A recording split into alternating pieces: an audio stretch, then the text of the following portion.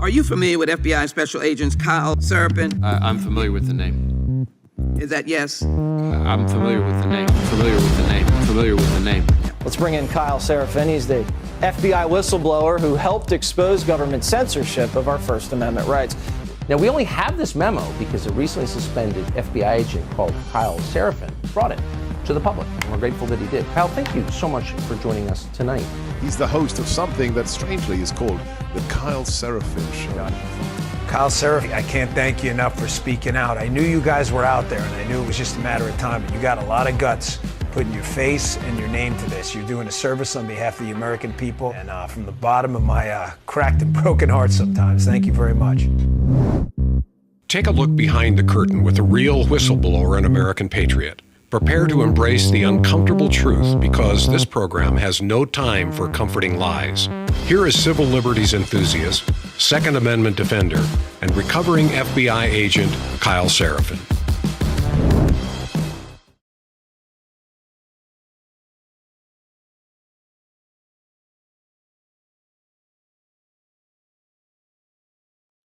Man, I don't know what the hell that was. That's good. Hello, my friends. Welcome to the Kyle Seraphin Show.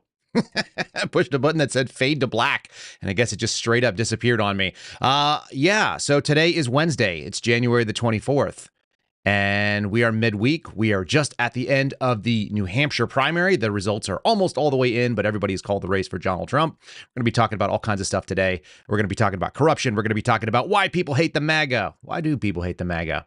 It's not just because people are acting wild out there. There's some concerted effort, some pretty evil thought processes happening in the background. And let's see. We got some takeaways. We've got some absolute destruction and chaos happening at the Los Angeles Times. We'll talk a little bit about that. And we're going to get into my ex-girlfriend doing wild stuff. Some historic firsts in the Capitol. We got a lot going on. There's a whole bunch going on there. We got Drunk Nancy on right up front and center. We're going to get started. First, I want to say thanks to our sponsors over at Catholic Vote. You guys know who they are. You guys have seen them before. No thumbs up, no thumbs down yet, it looks like. So that means the FBI may not be watching. I've got some information about what the FBI is up to today, actually. Just came in from a little tip. Let's start with my friends over there at the Catholic Vote. You guys can go to catholicvote.org. You can give up in the top hand right or the top right hand side of the website. You can see the green, and you can also sign up for the Loop, which is an outstanding email. It's some of the best news that you will get every single day. You guys should punch your email in, get your zip code, and loop yourself in. They're working towards getting 1 million signed up. You don't have to be Catholic. You don't have to go to Catholic Mass. You just have to be interested in faith, family, and freedom, and you'll get some really, really good news clips, information. There's some stuff that's Catholic specific at the bottom. If you want to see pictures of beautiful churches, that's not going to hurt your feelings. I promise you that. They're not going to try to convert you to something, although you might get converted. You might become a radicalized traditional Catholic if you stick around long enough. Catholic Vote, catholicvote.org. You guys know how to sign up for them. Go ahead and do that. In fact, today's Loop has all kinds of really good stuff in it. And one of our first stories is actually going to come from there, but they covered the Biden and Trump victories in New Hampshire. So we're looking at what we'd expect. Dean Phillips, little story about that. I'm covering some Dean Phillips stuff today. Actually, my buddy Mark Naughton did some man on the street interviews with him. They're covering down on the Texas governor, pushing back, whole bunch of little stuff. And starting with the first story that I wanted to do today, because it has some personal significance for me. Let's start right here. And this does come straight out of the Loop. This is what's going on, a piece of history. A Catholic priest celebrates the first Latin Mass in the U.S. Capitol, and that was yesterday. So why? What's the significance, you guys think? If you'll remember, one of the reasons that many of you know me, most of you guys know me because you saw me on either Dan Bongino's show or you saw me on some of the other kind of, right-wing conservative type media outlets. But one of the things that we did very, very early on as we started bringing a little notoriety to what was going on at the FBI was exposed that the FBI was targeting Catholics in the Richmond diocese. And this little piece of history here, which is covered pretty well by Catholic Vote's actual news service, they have their own reportings, which is pretty great, covered down that they pushed forward for a Latin Mass in the United States Capitol on the anniversary of the actual intelligence product showing the FBI going after radical traditionalist Catholics who liked Latin Mass. So it's kind of a little pushback. It's kind of a little FU. It's kind of a little finger at the Bureau, my ex-girlfriend. And it's showing like, look, you want to see how radical we are? We're actually now going to have Mass within the United States Capitol. The Arlington Latin Mass Society organized the Mass. It was a high Mass. And it was chosen to be in the United States Capitol, basically to push back. It says it was chosen to recognize the anniversary of the FBI memo that was leaked a year ago by a brave whistleblower, a suspendable whose name you guys don't know, but I do.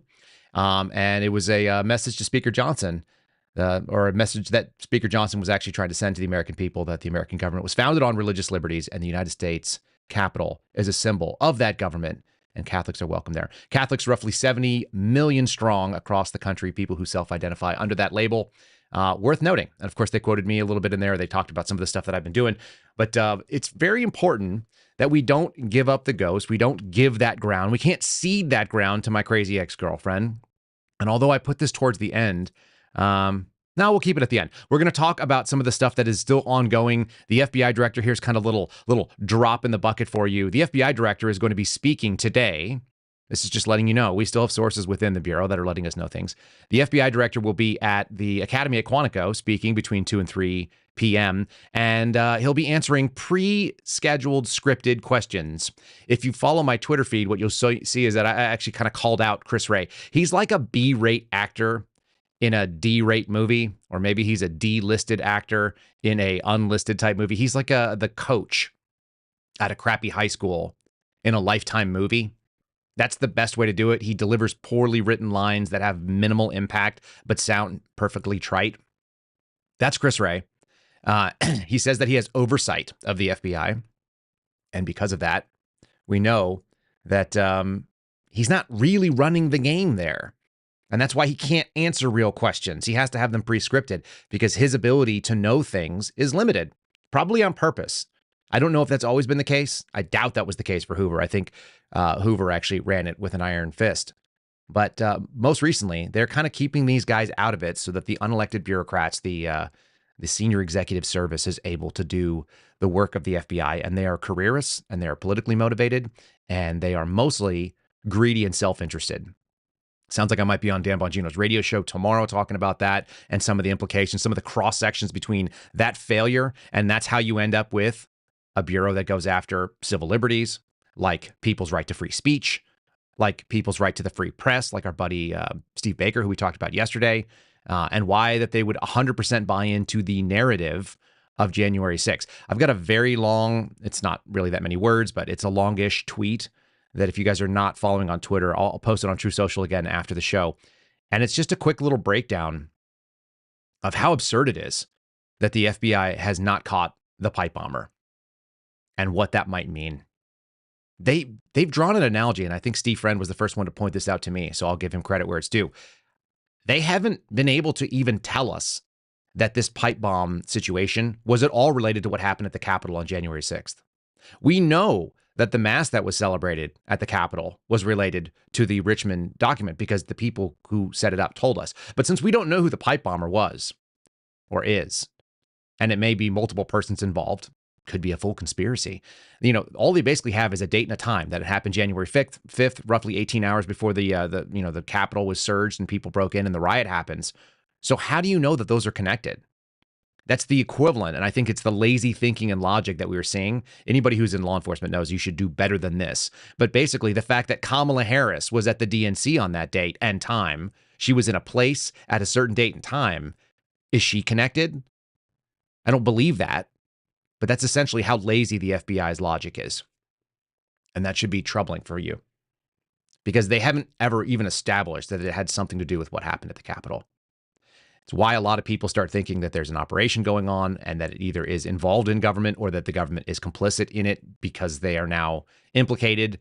There was information that we had that the so-called pipe bomb, this inert, what looks like a training device, might have had training material that was specific to a DHS contract for training materials for explosive dogs. That's all really troubling stuff, man. And if our government is involved at that level, think about how committed they are to it. So anyway, the pushback of the Catholic Mass is showing that this is supposed to be a government that serves the people. And they can serve the people by having Mass inside the U.S. Capitol. That's what I'm going to say about that. All right. I promised you guys a show about a wannabe dictator who recently won in New Hampshire. Now, we've been hearing a lot of press about how Donald Trump's first term is going to be a wannabe dictator, but some of us are going to remember that there actually is probably a slightly better probably a better one-off. What are the kind of the things we know about dictators? They want to do things unilaterally. They are willing to demonize an outgroup. They're willing to dehumanize their opponents and use the mechanisms of government to attack them, right? They tend to have sort of like nepotistic tendencies and corrupt family members that are willing to take cash and buy influence and sell influence because it's not about any sort of greater good. It's simply about like what's best for them, their family, and their regime. Is that starting to sound kind of familiar? Yeah. So we've got Drunk Nancy to go ahead and start the day off. She's semi-sober, but I'm guessing she's speaking about something that is not what it sounds like, but let's just listen to the words that she has to say and see if I got something up my sleeve for you. Well, let me say that no one in our country is above the law. And that certainly applies to someone who wants to be president of the United States. And many of the transgressions that the president has engaged in are about his integrity, but it's also about our security. She's the speaker emerita. Did you see that? That was good. And then also, the transgressions had to do with our security and integrity. Whose discretions are we talking about here? Whose indiscretions? Indiscretions like this one? What are we seeing on the screen right now is a little piece from the Washington Post dated yesterday. Hunter Biden's paintings have sold for a total of $1.5 million.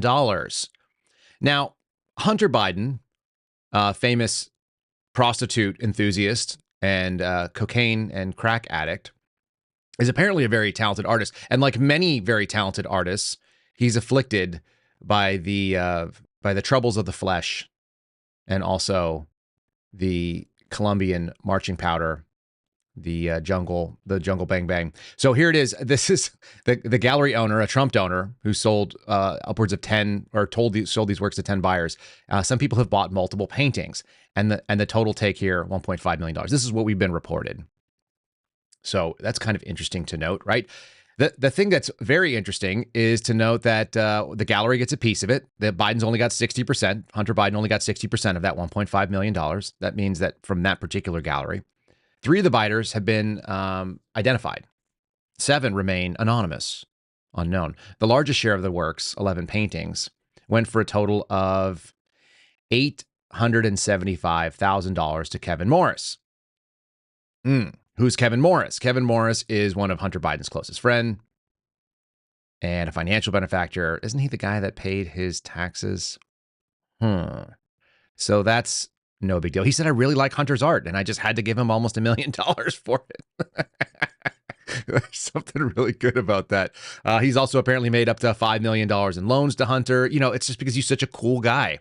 He's such a cool guy. He said, this is art. And in my view, as an art collector, it's very good. Well, I mean, thank God that's beauty is in the eye of the beholder. Another Democratic donor, a woman named Elizabeth Naftali, bought 2 pieces, one for $52,000 and another for $42,000. President Biden appointed her to the U.S. Commission for the Preservation of America's Heritage Abroad right after that happened. So, and then we've got another art collector who's described as a really good friend, part owner of the gallery, and he bought 4 pieces for a grand total of $122,500. The other 7 buyers, they remain anonymous. Nobody really knows who they are. And Republicans and ethics experts. That's an interesting way to quote regular people. Are you an ethics expert, folks? When you look at this and you think, this doesn't seem exactly right. Ethics experts have questioned whether buying Hunter Biden's paintings could be a dubious way for individuals to curry favor with the White House, given that the works of art are notoriously hard to value and the president's son is not a established artist. Of course, Biden strongly denies that and says, of course, there's no problems with what's going on, and that none of the purchasers want anything from the White House, except the lady, of course, who spent almost $100,000 that we're aware of. In the 3 donors or the 3 purchasers we know of, one of them was made into an appointed commissioner on a U.S. committee that President Biden was able to put her on. So there's that. Look, one of the things is that we learn that you can't always make straight allegations. We can't just say that something is true because we have 2 facts and they look very coincidental and they look to be sort of aligned. We would say it's damning. Those are damning connections. but it doesn't mean that they're necessarily true. It just means that there should be maybe, I don't know, some investigation. Maybe we had ethics. Maybe people in the Democrat Party should want more. Wouldn't that be nice if they wanted a little bit more, if they wanted the alternative? There is an alternative, by the way, to Biden, who's been running. He didn't do very well in the New Hampshire primary. He got smoked out. His name is Dean Phillips. We've got a little bit of an interview with him on the street. Seems like a halfway decent dude. I'm sure he's definitely a leftist, but he had a really nice statement about going and setting up an event. And he saw that there was a MAGA event that was going on across the street. So he just went in and started talking to people in the crowd. And he had the same experience that we see every single person that has when you go and you deal with not just MAGA people in person, when you deal with any good-natured and good-hearted people in person. What you find is that they're people. Like I said, I would almost pioneer the make people people again movement, because once you do that, you take so much of the air and the rhetoric and the awfulness out of what's been going on in this country for the last couple of years. If you just went and had a nice conversation with a neighbor, you could agree to disagree. Only if you look them in the eye. Only if what is at stake is your actual physical safety, your physical connection to another human being. I've got some thoughts on that. I may do an entire show with Steve Friend about masculinity again. I saw something awful last night when I went to In-N-Out. I have this regular Tuesday night date with my little girls, and we went and had burgers, and there was this kid, and he had like nail polish, and he's got this gorgeous girlfriend, but the girlfriend is all over him, and he's like the most feminine beta you've ever seen in your life. And I was mad at him for a minute because I thought, you're not able to protect this gal. But more importantly, I was really, really upset about his dad. How many dads are letting their kids down by not just teaching them basic stuff like basic masculinity? And for all the dislike that I have for Joe Biden, of which there's some significant dislike, at least he kind of has the idea that men are supposed to have some ability to do aggression. Yeah, like this. This is the thing that kept coming back to me. I couldn't get away from it when we're hearing about this sort of BS claim Donald Trump is going to be a dictator. And so I've got this article. This is from Vox. This is not new. This is from September of 22. This is the so-called red speech. This one is actually showing Biden in the foreground blurred out. In the background, what you're seeing are the Marines standing at this sort of modified position, whatever that is, modified front parade rest. I've never seen that, actually. I don't know what that is. It says Biden defended democracy and pounced on a political opportunity. Guys, do you remember the way that this was covered on the left? Probably not. You probably remember what was covered on the political right, which was how damning it was and how he was basically trying to dehumanize MAGA Republicans. That was his word. This is very interesting. It comes from Ben Jacobs at Vox. This is the political left who were lionizing the speech, saying it was an outstanding move. The goal was to make, quote unquote, MAGA Republicans a label for everything that voters find politically toxic about the GOP right now. I wonder how well that's going. He called it the soul of a nation speech. We commonly refer to it as the red speech. And he said, Donald Trump and the MAGA Republicans represent an extremism that threatens the very foundations of our republic. Can you get any more aggressively ridiculous than that? Donald Trump is running in the same type of election using words and not actions and not military force as Joe Biden is, in theory, except President Trump is actually running around the country and doing it. Joe Biden is like sort of stumbling around and showing up at like pro-abortion rallies for whatever reason that is. He's barely even running. He wasn't even on the ballot in New Hampshire, the first in the nation primary. Why is that? Because they were afraid he was going to get destroyed because he was terrible. And odds are, if people were being really honest and not being strategic, and people in New Hampshire are known for being pretty free thinking, it's a free thinking, libertarian minded kind of place. I think Biden might have gotten destroyed. The numbers didn't show that, but the numbers were very low. We're going to show you who was actually voting and why some of the Nikki Haley numbers might be massively inflated for the actual sort of Republican support over Donald Trump. I think it was actually much higher. We've got some video to sort of document that. But going back on this thing, he says the American democracy, which we don't have a democracy, we have a republic, and he knows that, and we know that, and they keep trying to push it. I guess most Americans don't know that, and that's why we have to learn civics. The American democracy only works if we choose to respect the rule of law, he said, as his son is not prosecuted for gun crimes and is having these massive ethics questions, right? And he says, I will not stand by and watch the will of the American people be overturned by wild conspiracy theories and baseless evidence-free claims of fraud. Oh, he's not going to stand by and watch the will of the people, which he has interpreted, when basically half this country, whether you like it or not, half this country believes one thing and half the country believes the other thing. And rather than seeking sort of a coalition government, which is what you'd normally think, you'd normally do what's called coalition government. You'd go and you'd build consensus and find the things that we all agree on, and then you would fix that thing. And you would leave the stuff that's highly contentious out because you don't have the mandate to do such a thing. Just like we talked about with, I know I've talked to George Hill about this. I know I talked to Mike Waller about it. I can't remember if it was on or off camera, but when you take a, 50% plus one, the tyranny of the majority, and you claim that that makes it a mandate, actually the Electoral College sort of gives you that ability to do it, 270, right? Of the 530. So getting over the hump in the Electoral College gives you the ability to claim that there's a mandate, even when 50% of the population might disagree with you vehemently. Doesn't mean that they're going to be so dangerous that they need to have this kind of nonsense. We got another little article from them too, and then I want to play something from his spokesperson, who's my favorite, Karine Jean-Pierre. So here you go. Here's another one. Look, this was covered by the newstatesman.com. Again, same day. This is written by a woman instead of a man. Biden's right. Trump and the MAGA Republicans are a threat to democracy, but the U.S. won't be saved by a speech. It needs more actions, like a dictator. They said that Donald Trump and his most ardent supporters represent a semi-fascist. Now we're not even going to call him full fascist. That's today's words. Back then, this was over 18 months ago. It was semi-fascist.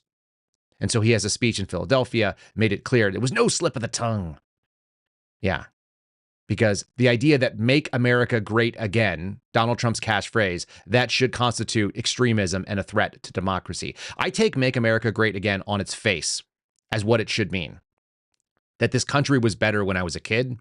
I've said it a number of times now. I've even let a speech off with it, that the country I was born in would invade the country I live in. And I've never moved and lived outside of this country. Well, briefly in England.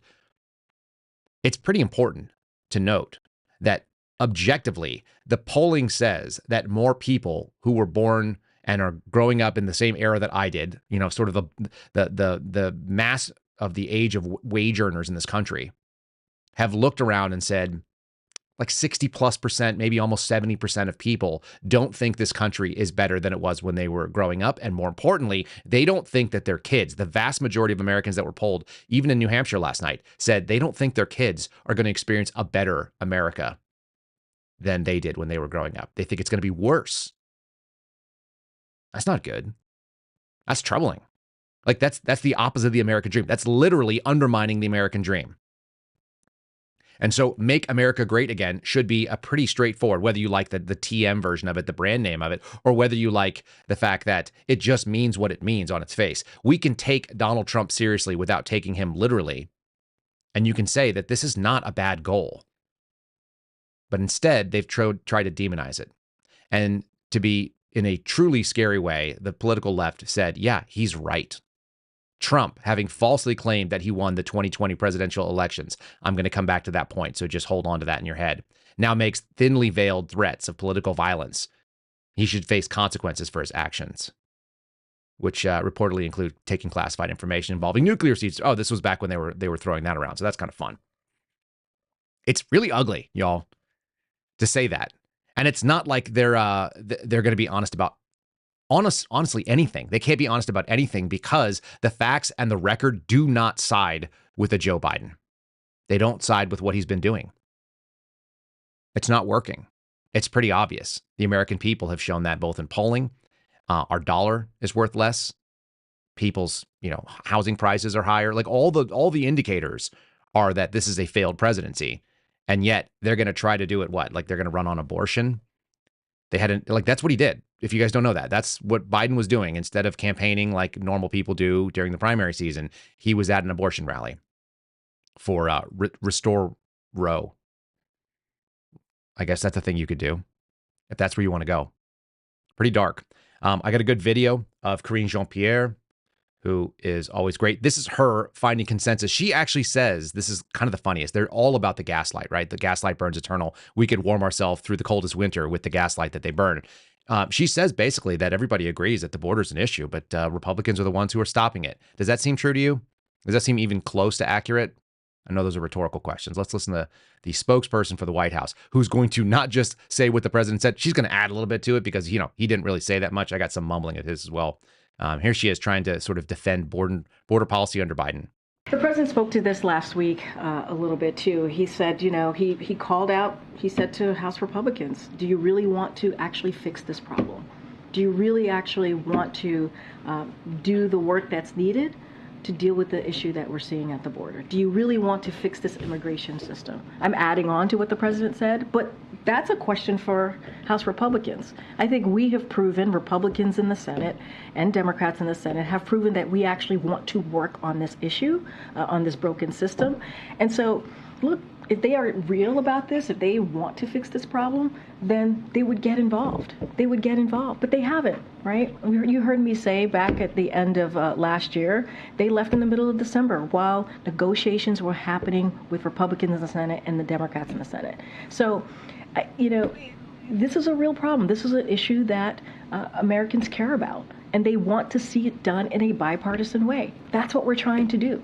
That's what we're trying. I don't know why House Republicans continue to get in the way.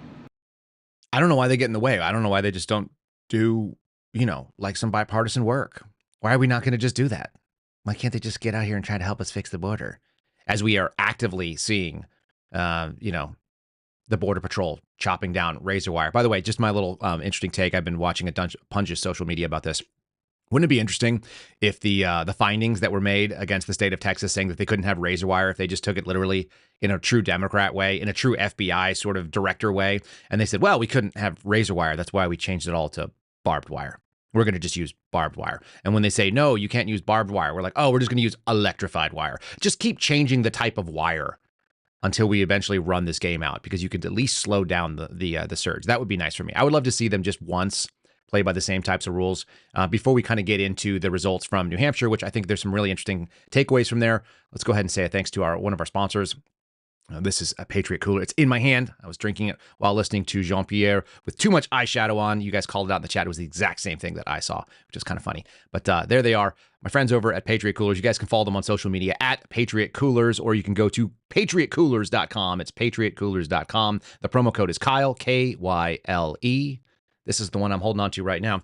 This is keeping my coffee nice and hot. Suspendables little logo on here. This is the 16 ounce, the fatter than most of your cup holders, coffee mugs. You guys can check out their tumblers. You can check out their hard-sided. I got to put the picture up. I took a picture while I was doing groceries the other day, and it's full of my groceries. I use the tan one like you see on the screen right now. It's the 50 quart. I carry it around every day. Most of us don't get a chance to use our coolers very often, so I'm always looking to find a way to implement the gear that we have that has some value. And is there additional utility we can get? Yeah, there is. You can actually carry around your cooler. And if you want to keep things hot, you could actually throw in like a bunch of hot tamales like they do at the H-E-B shopping center that we have here. Or you could throw your cold stuff in when you're leaving the grocery and not have to worry about it, particularly if you live somewhere where it's hot. Apparently, some of you in Florida have 80-degree weather right now. Holy moly. It's 80 degrees. I guess winter is over. We had a week of it and it's done. So if you guys want to keep things hot or cold for longer, go to Patriot Coolers. Patriot Coolers with an S on the end of it.com. The promo code is Kyle. It saves you 10%. If you spend more than $50, free shipping. You're going to want to spend more than $50, especially if you're like me and you hate paying for shipping and you want to take that money and you're like, oh, $8 for shipping or $6 for shipping. I'd rather apply that to another thing. I'd rather get a $6 discount on the next thing I buy. Go ahead and check that out at patriotcoolers.com. Promo code Kyle. And we're really appreciative of them. All right. Let's keep moving forward. Let's go to New Hampshire, shall we? We'll go to New Hampshire. Let's see what we've got here. The Biden write-in campaign was successful. This is coming from NPR, my favorite. I love NPR in some ways because NPR believes the world is full of trannies and gender-confused people, even in Kenya and even in Uganda. Like everywhere in the world is full of whatever NPR writers write. They wrote that Biden wins the New Hampshire primary after Democrats write him on the ballot. Why? Because he wasn't on the ballot. What the hell? The sitting president of the United States, the guy who's sitting there. By the way, he's always really squinty, too. Do you notice that? If you're looking on the screen, you're seeing he's got those eye squints like they're always catches too much light. Maybe his face has stopped responding, or maybe he's on some drugs that is keeping him semi-lucid. Is it keeping him lucid? You know what? Before we do that, let me just do this. Let me just share with you what he was doing instead of campaigning. Biden wants you to know that you can't mess with women in America. I don't know what that means, and neither do you. But here we go. Ready? Let's just hear some gobbledygook. I've been speaking to voters. Oh, that's the wrong gobbledygook. Number 4. My bad. No, maybe I didn't put it on here. Disregard. We got to figure out where that is. I'll find the quote of Biden. Should we try this one? Nope, it's not it. All right. So anyway, Joe Biden, very confused, was at a pro-abortion rally. Go figure. I lost this in real time. That's what happens with the live show. He wasn't printed on the ballot. He won regardless. They came in and wrote him in. He run by a not very impressive margin, it turns out. He run 53-20 to a guy that you guys don't even know who he is, Dean Phillips. Does anyone know who Dean Phillips is? Not really. He is a Democrat from Minnesota who's apparently running a presidential campaign, and he's the only one that knows. 21,000 people actually turned out and voted for him. He was on the ballot. 58,000 wrote in Joe Biden's name. A couple of other people that you saw, Marianne Williamson, who's been kind of floating around for the last couple of years, she got 5,000. So she got 10%, almost 10% of what Joe Biden got. And 6,900 people were written in. I saw this exhaustive list, by the way, of all the people that were written in for the Democrat primary. And it's just like, God knows who it is. It's just like this massive list of randos. So there were like 7,000 votes for that. That's more than 10% of what Joe Biden got. And he's the president of this country. Again, the total turnout there, very, very low. They've got 93% of the results reporting as we went live this morning. It's an utterly unimpressive move. And the guy, my wife and I were watching a couple of videos. We've got a video of him actually speaking, but there was this guy, Dean Phillips, who's talking. He's kind of like a robot that just says, generic Democrat-y things, I suppose. I don't know what else you would call it. My buddy Mark Naughton caught up with him on the street outside of one of the polling centers, got a little bit of take on him. Like I say, he doesn't seem like a bad guy. He's certainly younger and more coherent than Joe Biden. He's not rocking the boat. But here you go. Here's a little taste of what the guy's like.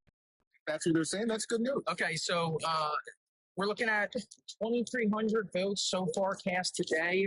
They said that's a little above average. It's not an entire blowout, but it's your campaign. I'm going to give you, the time. Do you think this is the time where you need a new Democrat? That's your platform, so. Very, very objectively, I'm a Democrat. I believe Joe Biden is going to lose. All the data says the same thing. Getting going to probably get blown out in states like Georgia, Michigan. He's down in the battleground states. His approval numbers are historically low. Yeah. And yet my party wants to coordinate someone who I think is going to lose. I think Joe Biden's a good man, but I think it's time for change. The country is surely saying that. 70% of voters saying that they don't want Donald Trump or Joe Biden. And in America, we practice democracy with competition. And the fear of so many from competing is deeply bothersome to me. I think the GOP stage that had 8 or 9 people or 10 at the beginning, now of course just 2, is how we should do this. And I think Democrats should be practicing the same, especially in a consequential election like this one. And I got to tell you. So the audio is not fantastic, and we're going to work on that. Mark and I are actually going to do a project together, so you guys may see more of Mark. But one of the things that was basically stated is that, he thinks that they should actually be more like the Republicans did. Go figure. Put some people on the debate stage. It goes back and forth, folks. If you've watched these for a long enough time, you know that there have been times when there have been a ton of people that were in the race. When Joe Biden was trying to get it all locked up, there were a bunch of people in the race. And then when you have the incumbent, they tend not to be the case. They kind of rally behind the incumbent. But what an incumbent to rally behind, of all things. I've got that video. I think I've got the video of Joe Biden chatting. This may not be the best size, but we'll give it a shot. And I'll see if I can show it to you real quick. We may play it more than once because it's really funny to me. And I don't know. I just like hearing the president of our country just kind of represent us in a great way. Makes me feel really good. Makes me feel like we are in control, like the grown-ups are, at the table. Here we go. We'll teach Donald Trump a valuable lesson. Don't mess with the women in America unless you want to get the benefit. Did you guys catch that? You want to see it one more time? Don't mess with the women of America unless you want to get the benefit. I think that's what the point is. You guys let me know in the chat if you... We'll teach Donald Trump a valuable lesson. Don't mess with the women in America unless you want to get the benefit. Who are the women behind that guy that are cheering? Can we just have like a moment and just wonder, like, what would it be like if you were at a speech and the guy in front of you said, "Mary benefit," and then they're like, "Yeah." It's so strange that guy is the front runner for them. Like I said, he had to be written in. It's just bizarre. It's bizarre to watch it happen. It's bizarre to be in a country where we're supposed to pretend like that guy is in charge of anything. Does anyone believe that? It's the same thing. American can be defined as one word, and then he just like has like a full tard moment where it just spits out like he's having a seizure. It's so strange. And that kind of leads me to where we're at with, first of all, we'll do the takeaways here. We've got some takeaways, so let's do that. We'll, Biden wins, whatever. Trump stomps Nikki Haley. And part of the reason that I think it actually matters is because we actually had a bunch of Democrat voters show up and vote for Haley. We got some video proof of that, which I'll play you in just a second. But moreover, the numbers that showed up for Trump, more significant, more voted for Trump than the entire Democrat primary. Yeah, you put that together. Here we go. So there were 5 takeaways that CNN had. I've actually got a better slide than this right now. How about this? Let's look at the numbers, shall we? So the numbers are pretty clear. You've got 92% reporting. There's far less reporting in the Democrat camp. And how about this? They did it on paper, y'all. They were able to get the results on paper. How did that happen? How could they figure out paper ballots with, look at the numbers, 165,000 for Trump, 130,000 for Haley? They were able to figure it out like 10 plus minutes after the polls closed. Interesting. 165,583 votes, 12 delegates bound, almost 55% going to Donald Trump as of this morning, right when we went live. Nikki Haley, a double-digit loss. She's at 43.1%, 130,500. Gets 9 delegates. Trump now has 2x the number of delegates bound to him and then, of course, some of the delegate have been sent to folks who have dropped out for whatever that's worth. You've got some pretty big numbers. Then you look over here at Joe Biden's numbers, 55,000 total voted. He got 66% of the vote. Great. He's the flipping president. He can't speak English, and he wasn't on the ballot. I don't think that's the resounding win that you'd be wanting it to be. And moreover, what we found out is that we've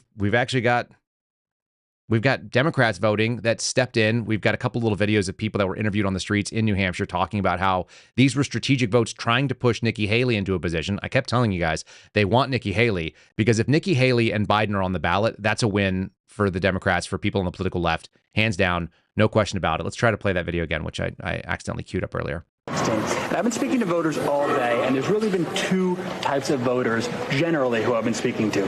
One, registered Democrats who are writing in Joe Biden as a show of solidarity, a symbolic show of solidarity with the president. And the other, which is an undeclared voter who has a more liberal leading ideology and who seems to be voting for Nikki Haley almost strategically. And one of those voters is with me right now, Christian, a freshman from Dartmouth College, rather. Christian, who did you vote for and why?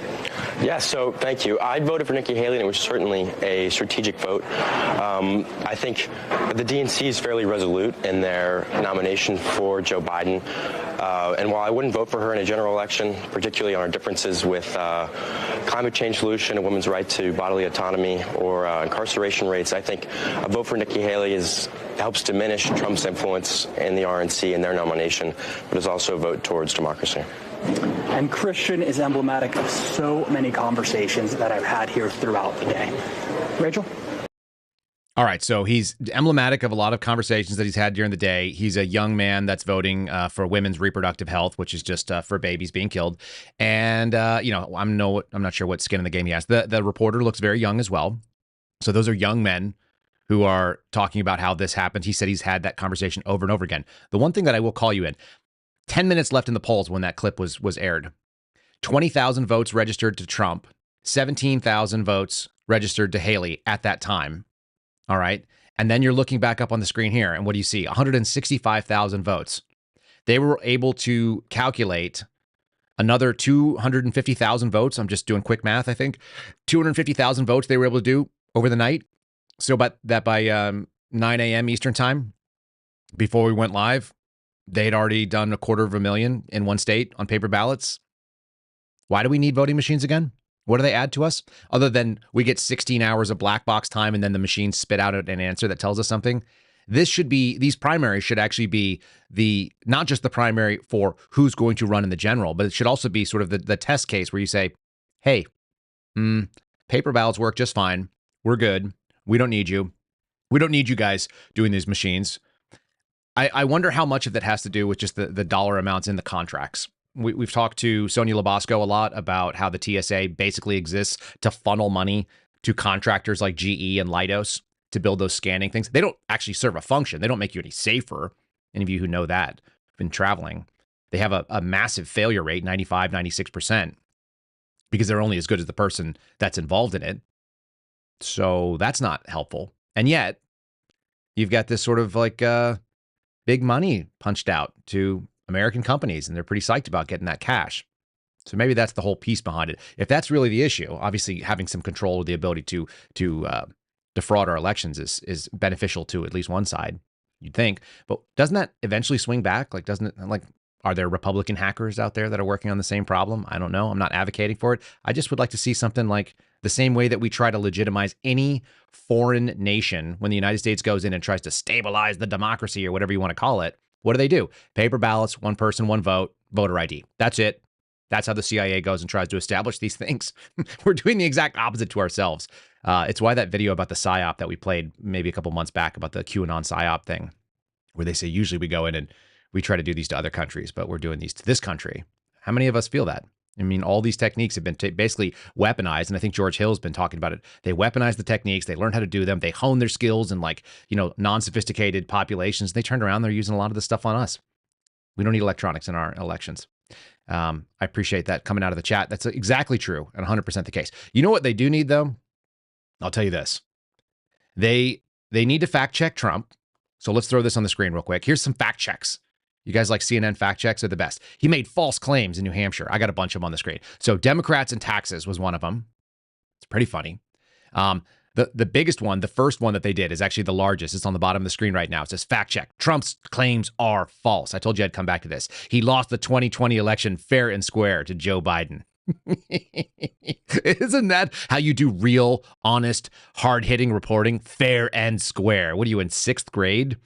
Yeah, okay, we all believe that, and the FBI didn't investigate it, so there's that. There remains no evidence of fraud, even close to widespread enough to have changed the outcome of any state, at least that we're willing to acknowledge is widespread or exists. So that's really fun. There's another one he talks about taxes. They just are like hammering him with things that are nonsense. So what did Trump say? He said, do they hate our country? They must hate our country. Classic Trump, because there's no other reason why they could be doing the things that they do. Take a look. The taxes, they want to raise your taxes 4 times. He didn't say they want to raise your taxes 400% or to 4 times the rate that they are. He said they want to raise your taxes 4 times. And whether that number is accurate or not is kind of interesting. I imagine that it means that there's like 4 different possible tax hikes that are being discussed. You could take this any number of ways. It's a pretty vague statement. So what do? Facts first. This is false. Neither Biden nor other top Democrats are proposing anything close to quadrupling people's taxes. Thanks, CNN. You guys are so good at bringing back democracy, which they love. They love the idea of bringing democracy. There's another one on there talking about registered people, which you just saw that one kid. You just heard that MSNBC said they're having this conversation over and over again. Trump basically said that as many as 4,000 people, he said, I think they had 4,000 Democrats before October 6th that had already voted. Now they're voting because they want to make me look bad as possible. In other words, what he said is they dropped out of, you have to be registered in one party or the other or an independent. And people basically changed from Democrat to independent or Republican before the deadline at the end of last year on October 6th so that they could vote in a different primary. And the idea being that it's strategic. Now, 4,000 votes is not nothing. And essentially they're saying, well, he's lying. He doesn't know how they voted. He doesn't know what they're about. Except we have videos of these people talking like that. It continues to be something that's out there. I'm fairly confident here. This one I have called Dems for Haley. Yet another one of these guys saying the same kind of thing. You already heard MSNBC. This is a different kind of reporting. Haley. And why did you vote for Nikki Haley? It's a vote against Trump. I think it would be better to have her against Biden in the elections than it would be Trump and her. Do you consider yourself generally independent, Republican, or Democrat? Democrat. So when you undeclared, you voted for Nikki Haley. If it was Nikki Haley against Joe Biden in the general election, who are you voting for? Joe Biden. All right, and the receipt number 2 is the exact one that we showed you first, but it was a little longer version. That I like the second quote. So there you have it. There are people out there that said it. There's at least 2 guys, and the reporter said that they had this conversation over and over again. It's worth noting, even though the Democrat establishment really, really hates Trump, man, I think they actually need Trump pretty badly. We're going to show you that in just 1 second. Before we do, let me say thanks to my buddies over at 4Patriots. Things might be getting spicy out there. You guys can probably sense it too. You go to 4patriots.com/Kyle, the number 4, Patriots with an S on the end of it, .com/Kyle, and you can get yourself prepped for God knows what is coming. And we probably know that all of it is on the ballot, whether or not we're going to have some spicy riots, whether you're going to have rolling power outages. Who knows what kind of fun things could be coming our way. We've obviously got an invasion going on at our southern border.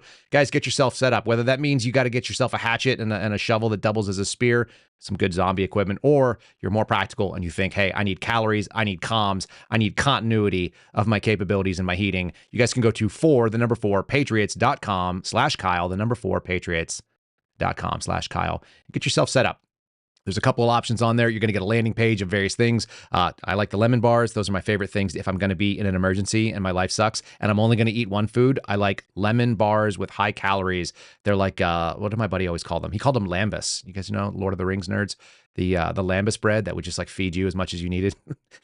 Those lemon bars are actually pretty good. They travel really well. They're wrapped up in kind of like parchment paper. You pop them open, and they're just nothing but straight calories with one flavor, and that flavor is lemon, which is, you get sick of it if you do it for days and days and days. But if you're just into a situation where you need to have some calories and you need to perform, get yourself squared away. We always used to talk about it. When you were doing like a crappy ruck, that means carrying a heavy backpack for like some long distance to some point.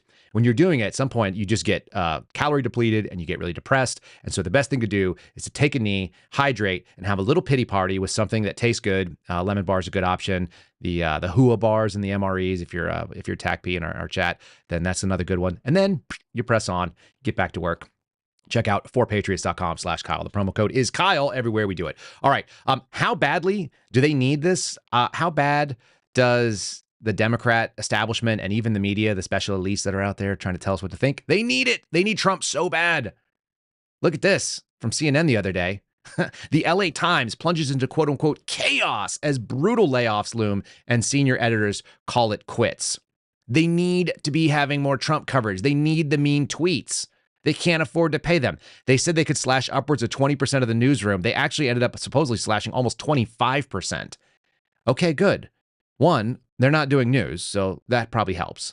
But more importantly, they don't have anything to cover. They're trying to not cover Joe Biden. They're trying to not cover the border insanity. So what do you got to do? You got to do something. You got to bring back Trump, people. The LA Times and CNN, they absolutely love them some Trump when it comes to covering and being angry.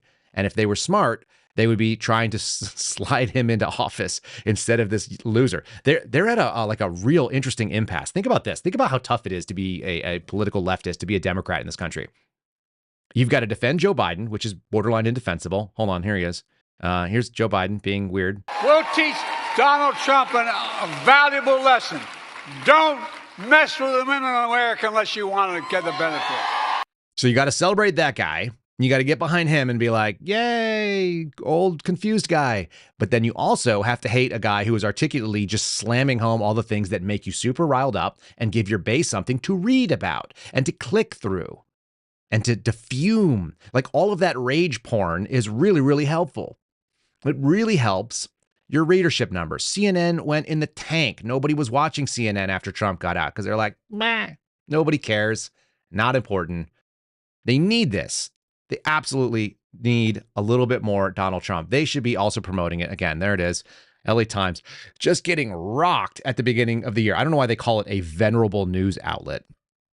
That's kind of like goes into the same thing as what Andrew Klavan always talks about the New York Times, a former newspaper. These things used to do news. Now they're propaganda outlets, and their propaganda is not interesting because they're guys in power. Propaganda for these people is going to be most interesting when they're actually trying to work against something, and they need to work against Donald Trump. They need him back in. So you need to make sure that happens, I guess, if you are on that camp. Got like another thing, sort of like a urban decay. We keep hearing how great things are under Bidenomics. We all know that that's false. This is kind of something. How about this? If you can't solve the problems in Washington, D.C., and that includes my ex-girlfriend, the FBI, which I'm going to show you a little map of real quick. Actually, I'll show you the map right now. Here's the map of where the CVS is located. Okay, we're looking on the screen right now. What you see is the little heart with the pop-up. That's Federal Bureau of Investigation. That's 601 4th Street Northwest. That's my last business address before I left when I left the Washington field office, that's where it was. And if you look at the above it directly, there's a thing that says U Street Hotel and the Line DC and the High Road Hotel. And there's a 7-Eleven right in the middle right there. That's roughly where the CVS is. It's in an area called Columbia Heights. So it's walking distance. It's a long walk, but it's walking distance. It's under a mile. And it's also walking distance from the U.S. White House. It's from the U.S. Capitol. All of these things are walking distance to this CVS. I just saw this, and it's absolutely trashed. You can't even solve the problems in the city that is run by the federal government. The federal government can't even run the city of Washington, D.C. in an effective way.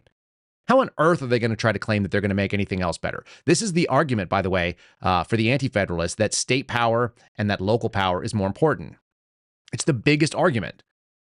You bring it closer because the federal government sucks at almost everything. And they suck at this. Here you go. Here's a video. By the way, when this guy walks outside, keep an eye on it because this is not like an awful neighborhood. This is like a normal neighborhood in D.C. that's pretty safe. Here we go. They come in here the day and they steal everything. I just want a soda. I just want a drink.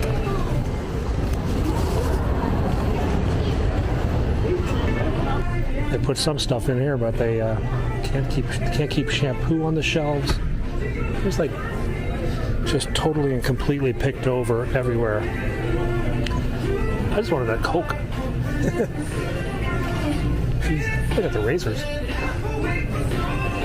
Crazy. Can't even keep the candy at the front.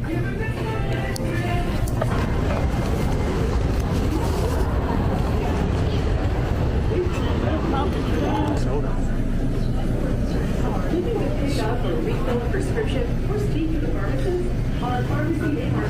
Kids riding their bikes in the store. Yeah.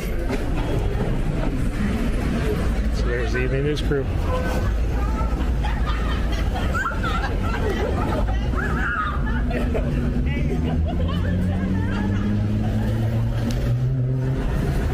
So they opened a new metro station here, and then they opened up a bunch of like shopping areas around here. But what's happened, and this is, now we'll see it on the other side of the street, these street vendors have been paying kids to go to the CVS and steal stuff that they then resell on the street at a discounted price. So a lot of the stuff that's stolen from CVS ends up over here on the streets being resold. Not all of them. Some of these were legit street vendors. Oh, this is some cool stuff, but some are selling weird stuff.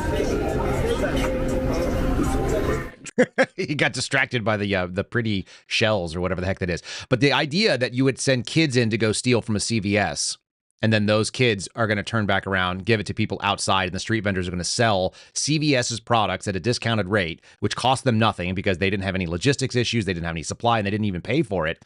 What an absolute disaster. And like I said, the FBI's field office is right down the street. That actually sounds like low-level organized crime. Wouldn't you want to kind of square that away? I don't think the FBI should be involved in that, but that actually seems more important to me than flipping misdemeanors at the Capitol where people were trespassing. Can we just get behind that idea? That if you're going to go out there and you think that misdemeanor trespassing without doing any physical property damage is an issue, then also maybe like stealing bubblegum and working with people who came in from out of state, because those people don't necessarily live in D.C. They might live in Maryland. They might live in Northern Virginia. Oh man, you crossed interstate lines to be involved. That's like racketeering type stuff. You could do some like mob level enforcement on there. Oh, if you really wanted to, you could. You could definitely probably figure out a way to make that a Hobbs Act issue or whatever it is.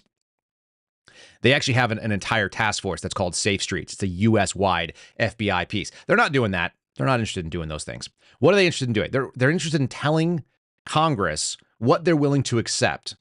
And they are not, like, they're negotiating with Congress. They're a federal agency that serves the American people in theory. No, they're not. What do? They do this. Check this stuff out. You may not see this anywhere else.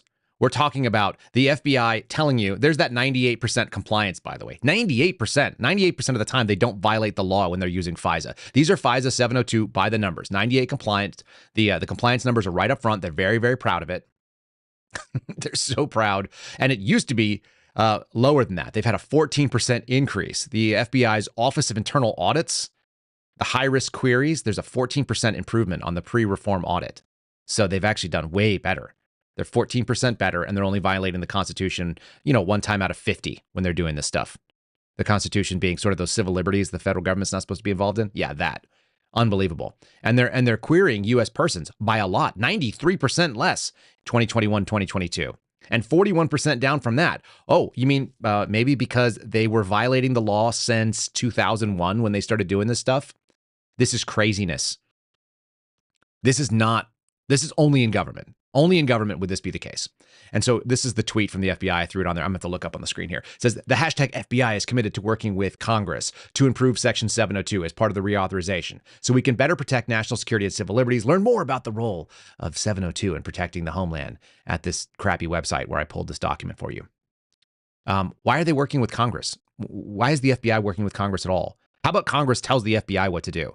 They have oversight. They have the authority and the power of the purse. All of this is nonsensical, and they can't even handle street-level crime that's just right down the street from them. The number of things that go on in D.C. that the FBI doesn't handle is wild, and they've decided to put their entire careers on January 6th, and they can't find the pipe bomber. I know that's a throwaway. We'll do a whole thing on it, but they can't find the damn pipe bomber. They can't find out anything about it. They haven't even established that the pipe bomb had anything to do with January 6th. It could have just been some pissed-off person. That's a plausible theory without any more information. Meanwhile, what are they doing? Trying to get more spying apparatus. They got the can kicked down, and Republicans keep funding it. Does that bother anybody that they just keep funding this thing? The money is there. There's no reason that they shouldn't keep doing what they're doing because it's working. It continues to work, and these people continue to get promoted, and they continue to have access to all this stuff. Anyway, we'll find out what Chris Wray had to say between 2 and 3. Most likely, he will be answering questions about his favorite flavor of ice cream. He's also been asked questions like, do people recognize you when you go to the grocery store? He has some pretty hard-hitting questions when he faces the population of the sycophantic FBI support employees. They're pretty nauseating. And that's why we don't have any change. Nobody in the FBI is pushing back internally. The whole good men and women of the FBI, what are they doing? Are they fixing it? Are they solving problems by asking hard questions and making sure their leadership is held to account? No, they're letting their management continue to run roughshod over the Constitution, and they're following orders. So our ongoing beef, the Suspendables' ongoing beef with the FBI is that men and women who know better, theoretically, and have sworn to do better, theoretically, have chosen not to. So I'm 100% behind it. Abolish the FBI.